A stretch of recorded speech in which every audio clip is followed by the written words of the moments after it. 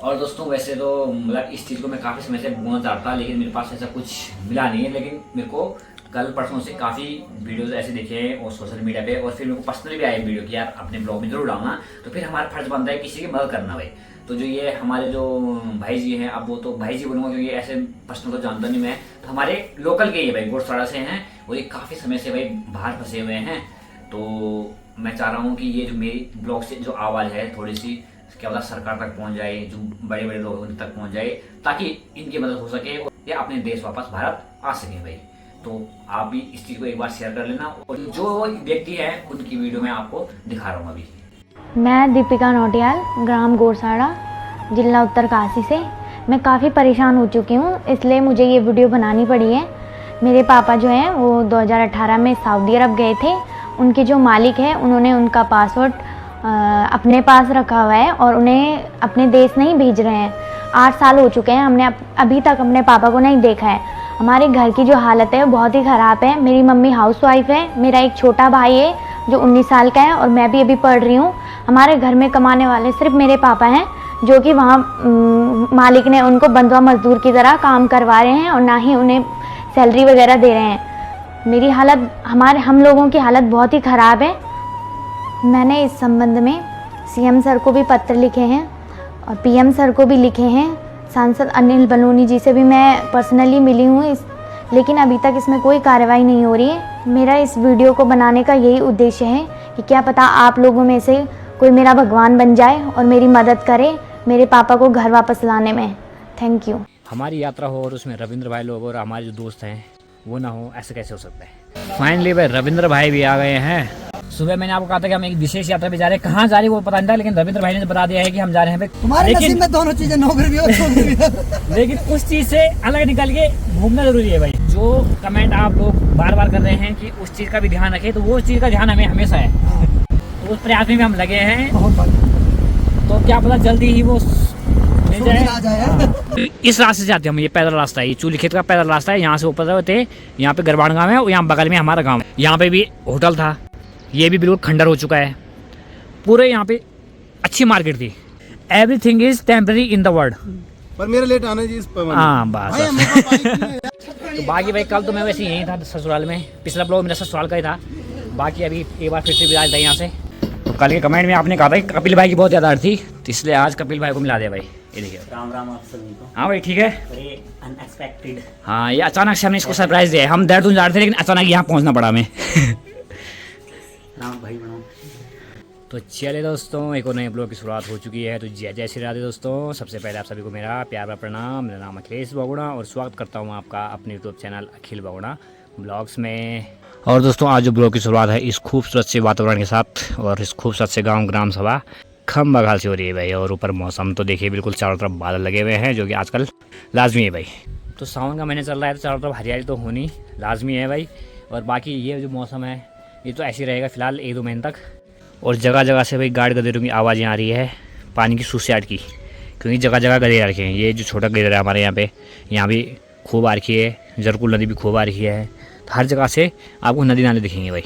नेगी जी ने गाना भी गा रखा है भाई, सोन भादों का बरख्याली महीना अदरा गदरा भगदी रहना। यानी कि जो सोन भादों में जो बरसात के महीने हैं उनमें गधेरे वगैरह बहते रहते हैं। और दोस्तों गाँव के जो हाल चाल हैं आपको पता ही है किस तरह से हैं, बिल्कुल सुनसान से पड़े हैं भाई। मुश्किल से 2-4 घरों में ही लोग हैं। और मुझे लगता है कि धीरे धीरे जैसे जैसे इंसान प्रगति करता जाएगा वैसे वैसे जो गांव है ना वो सब वीरान होते जाएंगे भाई।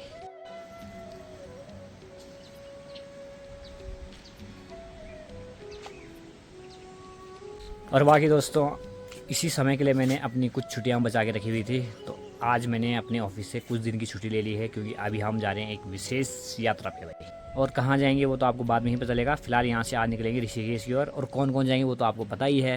वैसे ब्लॉग में आपको दिख गया होगा शुरू में ही। हमारी यात्रा हो और उसमें रविंद्र भाई लोग और हमारे जो दोस्त हैं, इसलिए हम लोगों का जो ग्रुप है वो जा रहा है किसी एक विशेष यात्रा पे। आपको इस जगह से अब दूसरी जगह के नज़ारे दिखाएंगे भाई। तो फिलहाल अभी ऑफिस का काम कर रहे हैं, क्योंकि आज तक तो काम है, मंडे से मेरी छुट्टी है। तो आज ऑफिस का काम कर रहे हैं और निकलेंगे यहाँ से 12-1 बजे करीबन। और बाकी गेहूँ डालेंगे भाई सुखाने के लिए। हालांकि उतनी तेज़ धूप है नहीं, और चिड़िया भी आ गई भाई।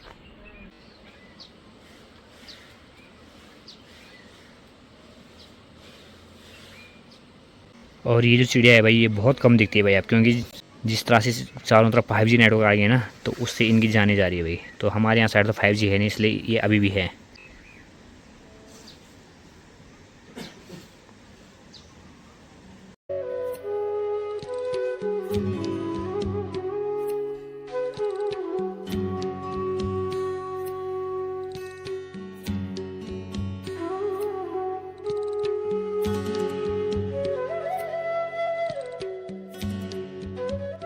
तो चलिए दोस्तों, समय हो गया अभी दिन के 12:15 और बढ़िया करके तैयार हो गए हैं और निकल रहे हैं यहाँ से अभी सीधे कोडार की ओर भाई, क्योंकि वहाँ से धोंतरे से रविंद्र भाई आ रहा है, तो उसी गाड़ी से जा रहे हैं हम।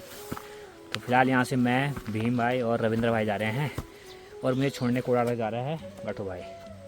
और दोस्तों एक टाइम तक इस बस अड्डे में खूब भीड़ होती थी भाई गाड़ियों की, और आजकल मेरी गाड़ी अकेले यहाँ पे है। उस टाइम तक काफ़ी लोग घर रहते तो सभी गाड़ियाँ आ रहती, लेकिन अब तो कोई गाँव में ही नहीं है। चलिए भाई। और देखिए चारों तरफ हरा भरा चमक रहा है भाई वातावरण, और अब कुछ समय तक मेरी जो गाड़ी है उसको भी आराम मिलेगा, इसलिए मैंने उसको बिल्कुल पैक कर दिया है।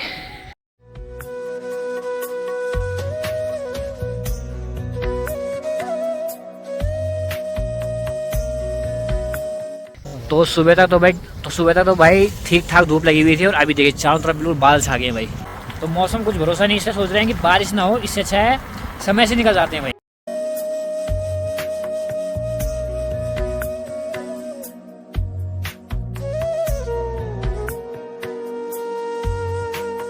तो दोस्तों बढ़िया करके पहुंच गए हैं कोडार पे। तो देखिए भाई यहाँ से नीचे जो जा रही है वो जा रही है लमगांव के लिए, और जहाँ से हम आए हमारे गांव से होते हुए मुखेम के लिए, और यहाँ से ठीक ऊपर जो जा रहा है वो जा रही है भाई धोंतरी उत्तरकाशी के लिए भाई। तो चले भाई यहाँ से गट्टू भाई जाएगा वापस अपने घर की ओर। ठीक है, फिर मिलते हैं जल्दी आना। Okay okay. और अब यहाँ पे वेट करते हैं भाई रविंद्र भाई का, वो भी आने वाले हैं यहाँ पे।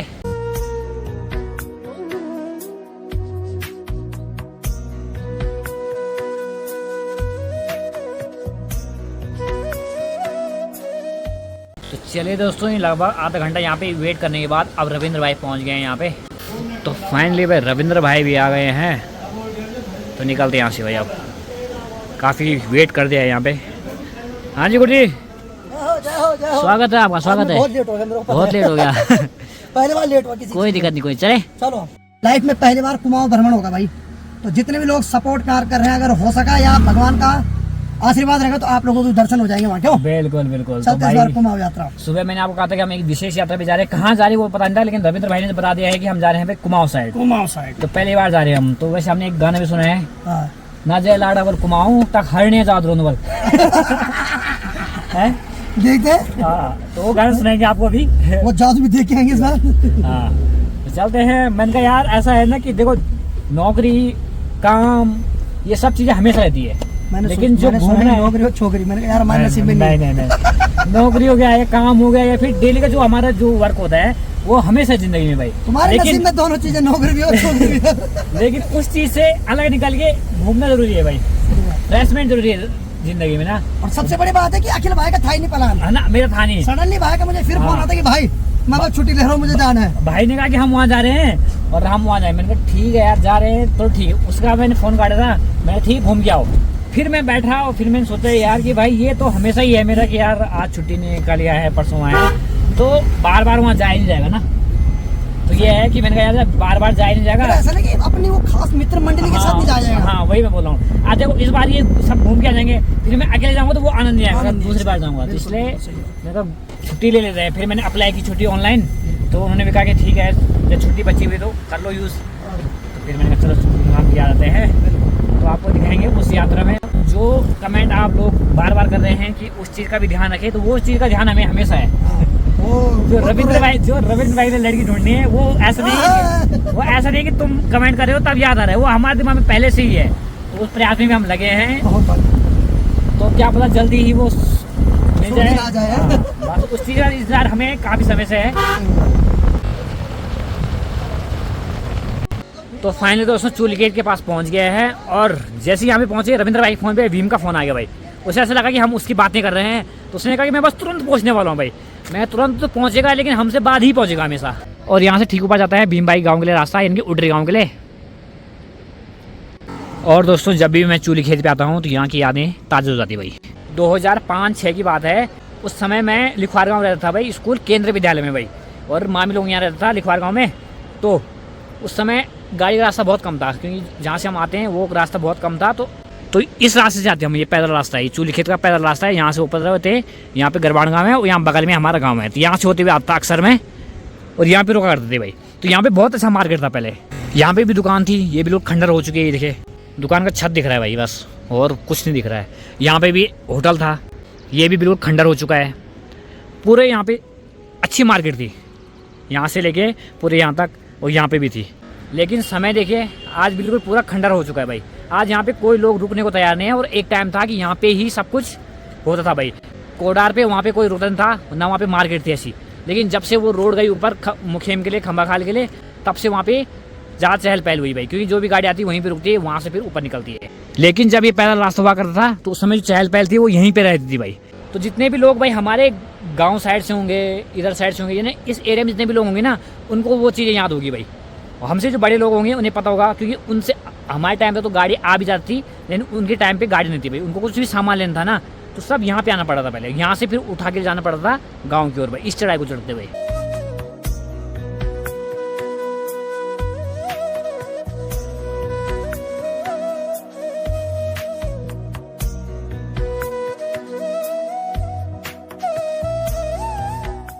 तो फाइनली भाई हमारे भीम वाली भाई आ गए हैं। गाना याद आता, मैं तेरे करता नहीं देर। सुन तो ले, जी। मेरे जो कहावत है उसको पूरी करना, ठीक है। Everything is temporary in the world. पर मेरा लेट आना जी इस पर। हाँ बस भाई हमें तो बाइक नहीं है यार। तू चुप रहा, हट। चले भाई बढ़िया करके अब जो सामान वगैरह हमारा सब कर देते हैं पैक। अब हम कह सकते हैं फाइनली कि भीम भाई पहुंच गए भाई। बात आई ना ढंग से। अरे यार ये मैं आगे सीट मारने के लिए बैठ सुनो गया। सही पहले, मैं तुझे सबसे ज्यादा बुरा तुझे लग रहा होगा यार, ये क्यों जा रहा है? ये ड्रेस हाँ यार सच में सीरियसली मजाक से हटके एक्सचेंज करके बैठेंगे ना यार, इतना लंबा सफर है, पीछे मर हाँ, जाएंगे। देख लेंगे कोई सब करेंगे, सब करेंगे, सब करेंगे, सब हम करेंगे। ड्राइवर को भी पीछे बिठाएंगे। ड्राइवर बैठेंगे, ऐसे कुछ नहीं, सब करेंगे, सुन, सब सुन, करेंगे। इस सीट को मैं तब दूंगा तेरे को जब तू अपनी आदत छोड़ेगा, कौन सी वाली? ये लेट आने वाली। नहीं, अगर इसकी मतलब पर्सनल लाइफ तुमने मेरे को ज्यादा बदनाम नहीं कर रखा कुछ, मैं सच में इतना लेट आता हूँ क्या? अरे यार तुम एक बात ध्यान देना भाई, जितने भी लोग पूरे ब्लॉग देखना पुराने, हर ब्लॉग में हम इसका वेट कर रहे होंगे। ये झूठ बोलते हैं। इन्होंने मेरे को पता कब बोलते हैं, कोडार पहुंचने के बाद फोन करे, अरे आजा हम घर से निकल गए।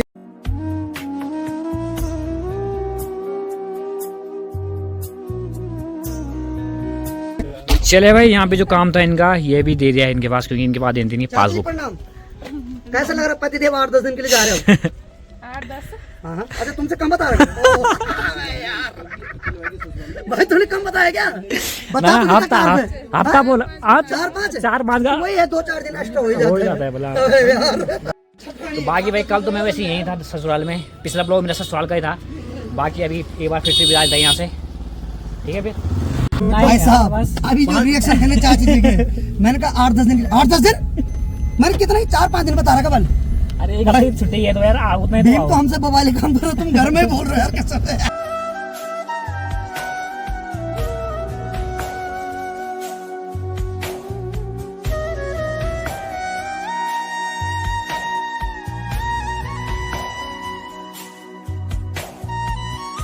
तो दोस्तों सफर में आगे बढ़ते हुए हम पहुंचने वाले हैं लमगांव में, और लमगांव पहुंचने से पहले सामने जाम लग गया, जिसलिए हम पहले ही रुक गए भाई। जिसके लिए लमगांव फेमस है। फेमस है।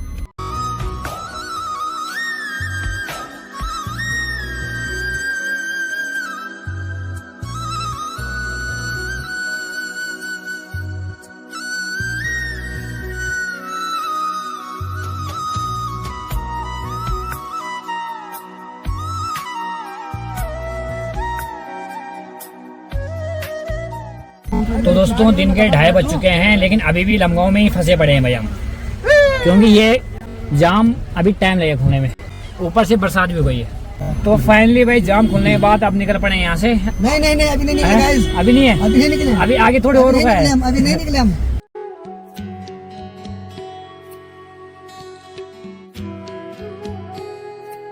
तो दोस्तों लमगांव पार करते ही बरसात ने अपना रूप दिखा दिया भाई, बहुत भयंकर बारिश शुरू हो गई है।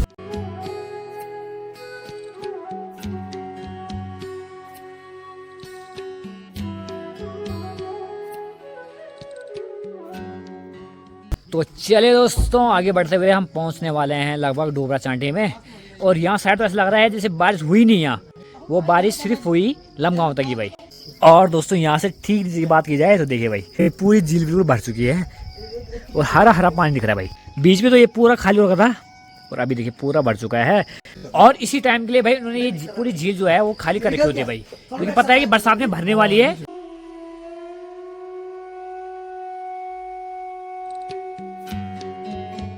बाकी इस नज़ारे को देखिए भाई, कितना बेहतरीन सा लग रहा है।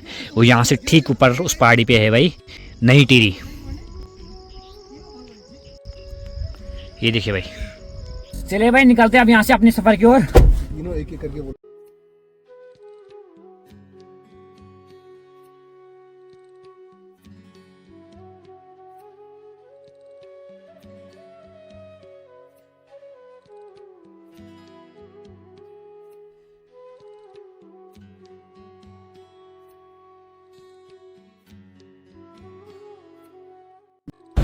तो चलिए दोस्तों, सफर पे आगे बढ़ते हुए हम पहुंच चुके हैं चंबा में भाई।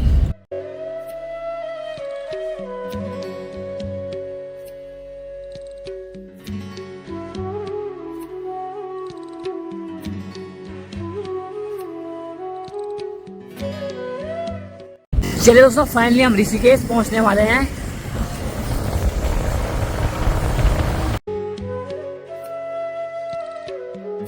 चलिए दोस्तों, अभी समय हो गया भाई लगभग 7:15 7:30 और अभी पहुंच रहे भाई हम ऋषिकेश कमरे पे भाई। वैसे जाना हमें देहरादून था लेकिन टाइम ज़्यादा हो गया जिस कारण से जा नहीं पाए वहाँ।